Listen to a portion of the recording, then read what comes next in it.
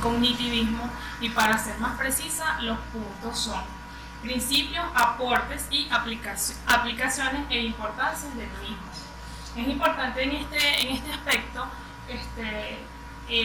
conocer parte del cognitivismo. Es aquel que se encarga de estudiar los procesos de la mente del ser humano para detectar a profundidad el conocimiento que tiene cada ser humano. Y el contorno relacionado con las conductas que presenta el niño, o en este caso el ser humano, para poder lograr un aprendizaje significativo. Los principios. Es importante conocer un poco lo que son los principios, y en ellos refleja que el cognitivismo ve al sujeto como un procesador activo de estímulos, y este procesamiento determina el comportamiento. Asimismo, aprende a desarrollar actitudes para comprender la realidad que permitirán generar respuestas adecuadas ante diversos contextos. Estudia aspectos observables y no observables. Explora los siguientes procesos, como memoria, percepción, recuerdo, olvido, transferencia y asimilación. Por medio de la asimilación se logra el aprendizaje significativo, que esto quiere decir que un aprendizaje o una información que se obtiene en la memoria cuando ya hay algún proceso conocido por parte de la persona. Además, desarrolla procesos cognitivos. El cognitivismo permite que el estudiante sea consciente de sus propios procesos, permitiéndoles ser más independientes y más reflexivos. Considera al individuo como ser activo y constructor de sus propios conocimientos. Para ser más preciso en cuanto a la parte de los principios del cognitivismo, ¿verdad? El cognitivismo observa a la persona como un objeto de estudio basado en los mecanismos y los procesos básicos del conocimiento. Es decir, como le dije anteriormente, se encarga de estudiar cuáles son los procesos que se obtienen de acuerdo al entorno externo, y aplica lo que son procedimientos o procesamientos de información para luego procesar. En este aspecto, posee la parte de adquisición, organización y uso del mismo conocimiento. ¿Cómo tiene una adquisición de información el ser humano? Bueno, porque capta a través de varios receptores sensoriales. Entre estos receptores sensoriales, que son lo que son las partes de los sentidos, el sentido del gusto, vista, olfato, oído y tacto, ¿verdad? Cuando hay un aprendizaje significativo por parte de los receptores, el ser humano capta esa información e inmediatamente procesa toda esa información a través de canales que posee el cerebro o la mente humana, para luego transformarlo. Es decir, se cumple un ciclo de procesos. En cuanto a la organización, se refiere a la organización de la información que recibe a través de esos estímulos del entorno externo. La organización, ¿verdad?, se implementan estrategias para aumentar y sostener el aprendizaje, ¿verdad? En este caso, o esquemas menos sensoriales, es decir, selecciono qué tan importante es esa información para yo analizarla, interpretarla y luego tomar una decisión, que es lo más importante, ¿verdad? ¿Cómo aplico o cómo uso ese conocimiento? Bueno, o cómo lo almaceno en la memoria, que es parte de ese factor sensorial muy importante, la memoria, porque es de allí donde se va generando lo que es el conocimiento. En el uso del conocimiento, ¿verdad?, está la memoria. ¿Qué se realiza con la memoria? Bueno, uso de conocimientos útiles para generar una respuesta ante una realidad. Cuando hablamos de una respuesta a una realidad es cuando se produce una información, como expliqué anteriormente. El ser humano recibe datos de qué, datos de información a través de los factores sensoriales. ¿Cuáles son los factores sensoriales? Bueno, son los sentidos que conllevan a un estudio o a un proceso de la mente, ¿verdad?, que es a través de los sentidos de gusto, tacto, oído, vista y olfato, ¿verdad? Los datos informativos que se recibe a través de un estímulo del entorno, ¿verdad?, genera una conducta. Esa conducta va directamente a la mente del ser humano y lo que genera un procesamiento de esa información que está recibiendo de su entorno.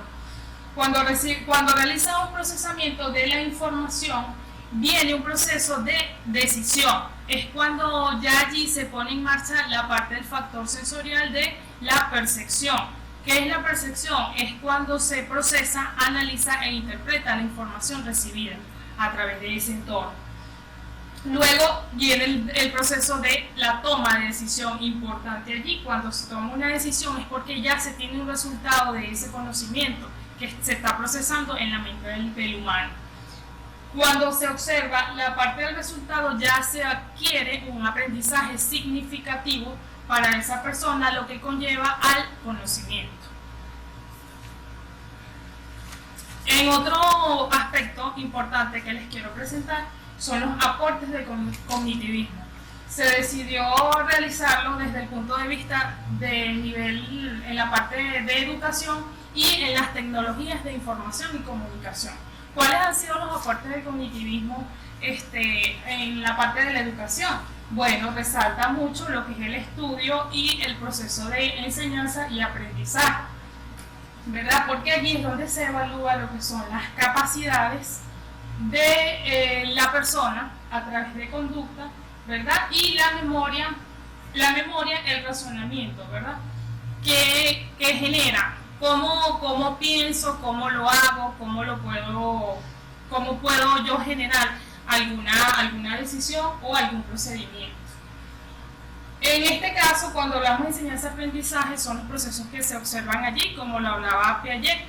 El ser humano desarrolla ciertas etapas y procesos de aprendizaje desde que está en el vientre de la madre. Cuando el niño ya está allí, él siente, ¿verdad? Y él va teniendo un aprendizaje a través del desarrollo de su mente, ¿verdad? A través de estímulos de amor, cariño, él habla, el desarrollo de aquellos sentidos, ¿verdad? El niño va desarrollando ciertas capacidades, lo que genera un proceso de memoria. Quizá después que el niño nace puede quedar identificado con una canción, con alguna palabra que le dice su mamá, entre otras cosas. Por otra parte, ¿verdad? En la parte de educación se puede predecir y controlar la conducta del ser humano de manera empírica y experimental. Cuando hablamos de manera empírica y experimental, ¿verdad? Se trata de la experiencia y lo que con el entorno, con lo que se encuentra el niño a raíz de su crecimiento.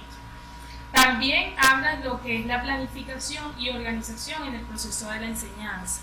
Hablamos de planificación y organización porque en este caso el docente tiene que buscar estrategias didácticas, pedagógicas, que pueda observar y dejar que el niño pueda descubrir y desarrollar aquellos procesos mentales relacionados a su comportamiento. Eso genera una conducta. Y de allí podemos observar en realidad el conocimiento y qué es lo que quiere el niño, y cómo trabaja la mente, cómo la desarrolla y cómo la aplica en el contexto. También enseñanza y la evaluación. La evaluación es buscar métodos y estrategias, ¿verdad? De evaluación, pero de desarrollo de la conducta de ese niño. No es una evaluación que genere una marca en el niño. En este caso hablamos del niño porque hacemos el aprendizaje por medio de etapas, procesos, pero que no lo genere como un estudiante bueno, un estudiante malo, sino que un método de evaluación cualitativo, ¿verdad? Que describa las cualidades, el comportamiento, su desempeño en diferentes áreas del conocimiento. Otro aporte que es de la tecnología de información y comunicación, muy importante este aspecto, ya que sabemos que el cognitivismo centra su estudio en lo que es la mente humana, ¿verdad? Cómo el ser humano interpreta, procesa, almacena información en la memoria, es decir, cómo pienso, cómo lo puedo hacer, qué hago, cuando veo que no puedo hacer algo, cómo proceso yo esa información para lograr obtener un conocimiento significativo. Adicionalmente, en la parte de las tecnologías de información y comunicación, ¿verdad? El cognitivismo observa a la persona como un objeto analógico, ¿verdad? En el uso de la computadora, ¿verdad? Se analizan los procesos mentales como procesos cognitivos, ¿verdad? Que hace el procesamiento de la información, y eso genera un modelo psicológico del ser humano, estímulos de información o input se le llama allí en ese caso, ¿verdad? Cuando hablamos de input o estímulos informativos es cuando se registra una entrada, un registro de información en la memoria a través de mecanismos de respuesta, ¿verdad? Eso es en la parte del procesamiento de la información, un control, que es la toma de decisión, la estrategia de recuperación en la memoria, qué me sirve, qué no me sirve, cómo lo puedo modificar, cómo lo aprendo y cómo me queda grabado a mí allí en la memoria. Y luego, por último proceso, el conocimiento que obtengo en esa pirámide, que ya es el último paso del ser humano, y allí se cumple un ciclo de retroalimentación. Asimismo, ¿verdad? En la parte de la analogía y procesos mentales y cognitivos, almacenamiento, elaboración y traducción de los datos. ¿A través de qué? Como les expliqué anteriormente, de lo que son los sentidos, ¿verdad? La sensación y la percepción. Sensación, recibo un estímulo, una información que se recibe, se procesa. La percepción, la que se encarga de hacer todo ese proceso que les acabo de explicar. Aplicaciones es otro aspecto. Aplicaciones de cognitivismo, cómo se aplica y la importancia que tiene. En cuanto a la aplicación, ¿verdad? Se observa al individuo al ser humano como un procesador activo de la información y no como receptores de información. ¿Qué quiere decir esto? Un procesador activo de información es porque constantemente nosotros estamos aprendiendo a través del entorno, de la experiencia, la parte empírica, experimental. El niño y el ser humano va aprendiendo, todos los días aprendemos algo. Y por eso no podemos quedar como receptores de información, es decir, allí el cognitivismo contrarresta la parte conductista, ¿verdad? Que es cuando el conductismo dirige o impone una información sobre ese ser humano, es decir, aplica estrategias de cómo aprender y convierte a la persona, solamente recibe y no da que la persona descubra y genere cierta información o inquietudes, o que sea un ser humano crítico y más audaz en esa parte e inteligente, pudiéramos llamarlo así, de esa manera. Cuando en la parte aplicativa el cognitivismo se obtiene un aprendizaje, ¿verdad?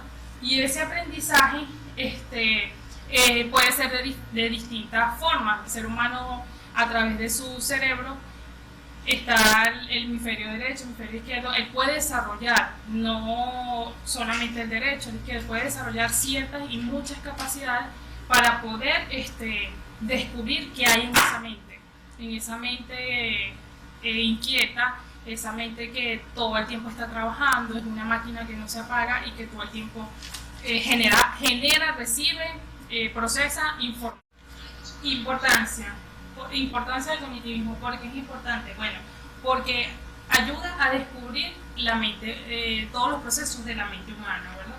A través de los procesos cognitivos. La sensación, la percepción, la memoria, cada uno tienen distintas funciones, pero que al final todo genera el conocimiento de la mente humana, ¿verdad?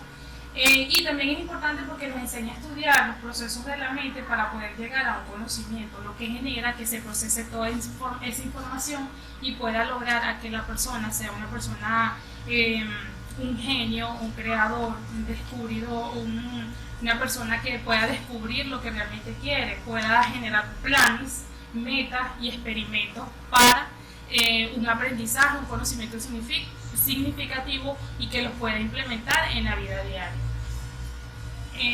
Bueno, para finalizar, es bueno conocer una frase de Piaget, y él expresa que el segundo objetivo de la educación es formalmente que pueden ser críticas, que puedan verificar y no aceptar todo lo que se les ofrece. El gran peligro de hoy son los lemas, opiniones colectivas, las tendencias ya hechas de pensamiento, tenemos que ser capaces de oponernos de forma individual para criticar, para distinguir entre lo que está bien y lo que no. Esa es una frase de Piaget relacionada a lo que es la parte de educación. Y bueno, por ahora esto ha sido todo. Gracias por su atención.